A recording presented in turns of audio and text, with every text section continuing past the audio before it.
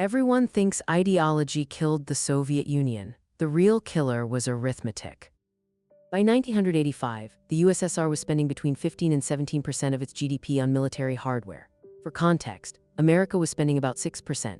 The Soviet economy wasn't being outspent, it was being bled dry by a system that had no incentive to stop. Nobody in Moscow was stupid. They knew the math, but the military-industrial complex was where power lived, where contracts flowed, where careers were made. So the spending continued.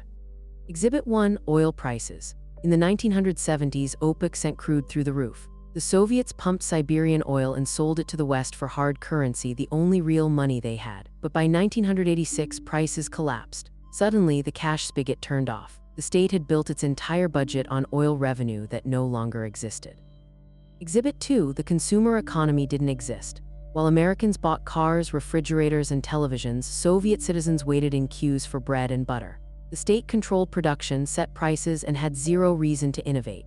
Why make better goods when the government orders whatever you produce? Efficiency was a luxury for capitalist countries. Exhibit 3, the Afghan War. Starting in 1979, the Soviets poured men and money into a conflict they couldn't win and couldn't afford. Sound familiar? It's the same trap every empire walks into. The war drained the budget, drained morale, and proved to ordinary citizens that the system was broken. Exhibit 4, Technology. By the 1980s, the West had personal computers. The Soviets had typewriters and central planning committees. They couldn't innovate because innovation requires failure, experimentation, and decentralized decision-making, everything the system forbade. They fell years behind in semiconductors, software, everything. By 1991, the math was undeniable. The state couldn't pay its soldiers. Republics started breaking away. Gorbachev's reforms, glasnost, and perestroika were meant to save the system. Instead, they exposed how broken it was. Once people saw the truth, there was no putting it back. The Soviet Union didn't collapse because it was evil or because Americans were smarter. It collapsed because a command economy can't compete with a market economy over the long term.